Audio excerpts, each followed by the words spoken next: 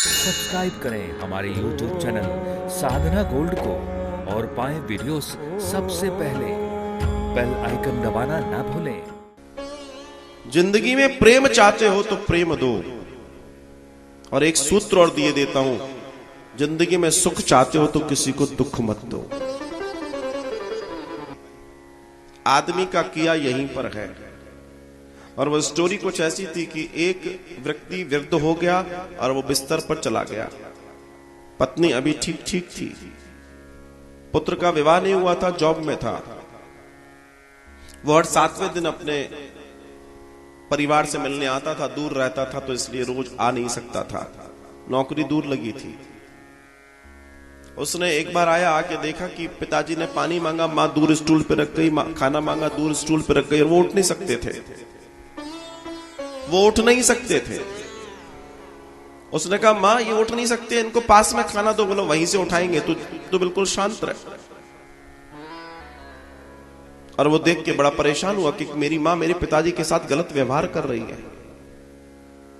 फिर जब भी आता वो ये दृश्य देखता और अपने पिता को भूखा देखता तो वो पानी पिलाता, भोजन कराता और बहुत सारी चीजें लाड़ दुलाड़ करता, हाथ पैर मालिश करता, और फिर उसका समय होता चलाना चलेगा, वो चला जाता। लेकिन ये महिला अपने पति के साथ यही करती। वो कहता पानी पीना है, वो दूर स्टूल पे पानी रख देती, और जब 1-1.5-2 घंटे पानी को रखे हो जाते तब वो थोड़ा सा पानी पीने को देती।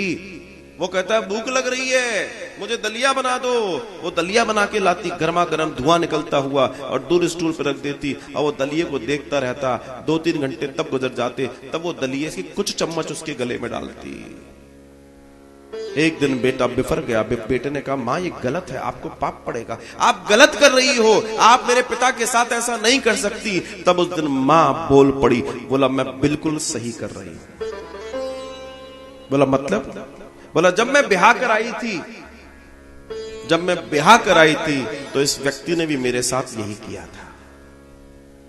आज मैं कर रही हूं तो तुम्हें गलत लग रहा है, क्योंकि जब तुम पैदा नहीं हुए थे ये मुझे रोज मारता था, मैं इसकी सेवा करती थी, सब करता था, लेकिन ये खूब पीटता था।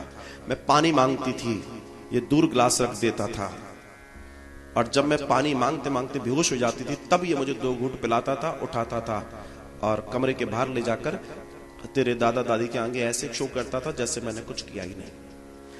मैं रोटी के लिए तरसती थी, ये मेरी रोटियां उठा के ले जाता था और बाहर जानवरों को डाल देता था, क्योंकि मैं आखिरी में भोजन करती थी, और ये चुपके से किचन में जाता था, मेरा पूरा भोजन लेके जानवरों को डाल देता, और मैं भूखी पूरी रात भर सोती थी।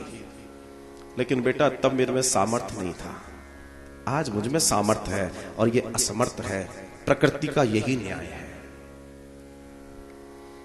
प्रकृति का यही न्याय है। ये तो चश्मदीद वाली गवाही हो गई कि ऐसा हुआ है, बाकी तो जो हमारे साथ घट रहा है वो पूर्व जन्मों का भी हिसाब किताब हो सकता है। आप कब तक ये करते रहेंगे और कब तक इन बातों से वो अनजान रहेंगे? अपने कर्मों को आप नहीं देखेंगे, और जब तक नहीं देखेंगे तब तक आपके जीवन में गड़बड़ होती रहेगी।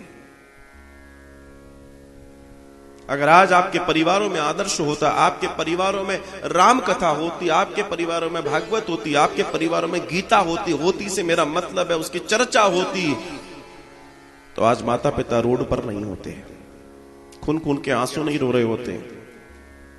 और उन माता पिताओं से भी मेरा एक निवेदन है कि आपने भी एक बड़ी गलती करी। आपने अपने बच्चों को बड़े बड़े ओहदों पर तो पहुंचा दिया, उन्हें साहब तो बना दिया, उन्हें अधिकारी तो बना दिया, लेकिन आज अगर आपके बच्चों ने आपके साथ ऐसा किया तो आप थोड़ा सा अपने गरेबा में भी झांक के देखें कि आपने सब कुछ बनाया और इंसान नहीं बना पाए। आप उन्हें इंसान नहीं बना पाए। आपने उनको महंगे स्कूलों की एजुकेशन तो दी, महंगे बस्ते दिए, महंगे कपड़े दिए, गाड़ी मोटर बंगला सब दिया, लेकिन आपने उन्हें इंसान नहीं बना पाया। जिसकी जरूरत आज आपको है, समाज को है, लेकिन आपने उनको वो नहीं बनाया।